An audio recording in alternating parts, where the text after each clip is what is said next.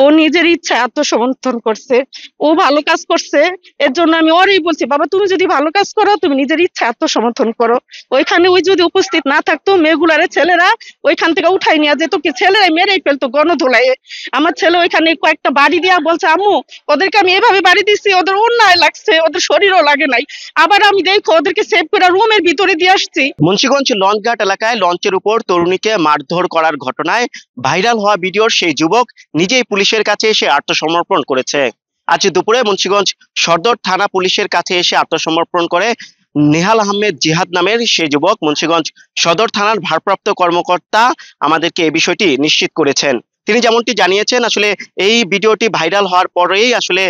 নেহালকে phone দেওয়া হয় থানা থেকে, এবং ফোন দেওয়ার পর কিন্তু নেহাল নিজেই আসলে থানায় এসে এবং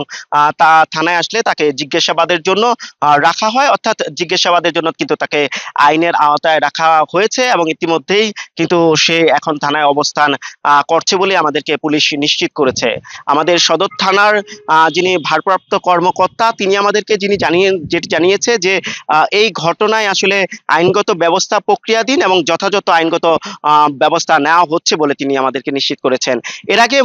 গতকাল আসলে শুক্রবার রাত ৮টার দিকে মুন্সিগঞ্জের লঞ্চঘাট এলাকায়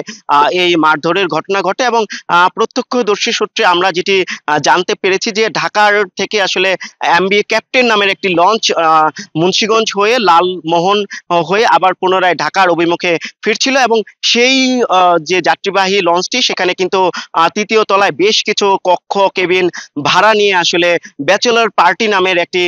তরুণ তরুণীদের একটি পার্টি চলছিল এবং সেটি যখন মুন্সিগঞ্জ লঞ্চঘাট এসে ভিড়ে সে সময় কিন্তু সেখানকার যাত্রীরা স্থানীয়দের কাছে অভিযোগ করে যে ব্যাচেলর পার্টির সে তরুণ তরুণীরা লঞ্চের উপর অশ্লীলতা করছিল এবং মাদক সেবনের একটি অভিযোগ করে এবং এই ঘটনায় এরপরে কিন্তু আসলে স্থানীয় জনতা সেই লঞ্চের উপর যায় এবং সেখানে কিন্তু আসলে ওই তরুণ তরুণী এবং স্থানীয় যুবকদের সাথে কিন্তু মারামারির ঘটনা ঘটে এবং এক পর্যায়ে কিন্তু স্থানীয়রা সেই লঞ্চের জানালা দরজা ভাঙচুর করে এবং এরপরে কিন্তু আসলে যে চিত্রটি দেখা যায়, অর্থাৎ বিভিন্ন কক্ষ থেকে কিন্তু আসলে তরুণ তরুণীদেরকে আসলে স্থানীয়রা আটক করে এবং পরবর্তীতে পুলিশ ঘটনাস্থলে যায়। এর মধ্যেই কিন্তু দুই তরুণীকে কিন্তু কক্ষ থেকে বের করে আনা হয় এবং লঞ্চের সামনে এসে কিন্তু মারধর করা হয়, যে ভিডিওটি আসলে সামাজিক যোগাযোগ মাধ্যমে ভাইরাল হয়েছে এবং গত রাতেই কিন্তু এই ভিডিওটি বিভিন্ন জায়গায় ভাইরাল হয় এবং নানা রকমের আসলে নেতিবাচক অনেকে মন্তব্য করে আলোচনা সমালোচনার জন্ম দেয় এবং এরপরে কিন্তু আজকে কিন্তু সেই যে যুবক সেই যুবক নিজে এসে আত্মসমর্পণ করলো এবং পুলিশ বলছে এই ঘটনায় এখনো পর্যন্ত কোনো মামলা দায়ের হয়নি, তবে মামলা দায়ের হলে সেই অনুযায়ী আইনগত ব্যবস্থা নেওয়া হবে। আর তার আত্মসমর্পণের পূর্বেই কিন্তু আসলে আমরা মুন্সিগঞ্জে এসে থানায় তার সাথে কথা বলার চেষ্টা করেছিলাম। সে যেমনটি জানিয়েছিল যে আমাদের কাছে যে সে ওইখানে উত্তেজিত যে জনতা ছিল, বিপুল পরিমাণ মানুষ ছিল, সেখানে আসলে আরো ভয়ানক কিংবা ওই তরুণীদের সাথে আরো বেশি বাজে কিছু হওয়ার আশঙ্কা থেকেই কিন্তু নিজ উদ্যোগে তাদেরকে শাসন করেছে বলে আমাদেরকে দাবি করেছেন এবং তার দাবি যে ওই তরুণীদের কাছ থেকে স্থানীয় উত্তেজিত জনতা বেশ কিছু মোবাইল ফোন ছিনিয়ে নেয় এবং সেসব ফোনও কিন্তু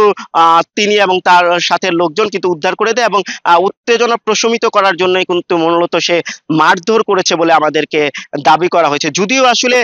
আইন হাতে তুলে নেওয়ার ক্ষেত্রে কিন্তু বেশ কিছু বিধিবিধান রয়েছে বলে আমাদেরকে সদর থানা পুলিশের পক্ষ থেকে জানানো হয়েছে এবং পুলিশ বলছে এই ঘটনায় যারা আসলে ভিকটিম সেই নারীরা যদি মামলা করতে চায় তারা কিন্তু মামলা করতে পারে এবং ইতিমধ্যে কিন্তু পুলিশের পক্ষ থেকে একটি জিডি করা হয়েছে বলে আমাদেরকে জানানো হয়েছে। তো এই ছিল মুন্সিগঞ্জের লঞ্চঘাট এলাকায় তরুণীকে মারধরের ঘটনায় যে ভাইরাল ভিডিও, সেই ভিডিওর যুবকের আত্মসমর্পণের সর্বশেষ। আরাফাত রায়হান সাকিব, যমুনা নিউজ, মুন্সিগঞ্জ।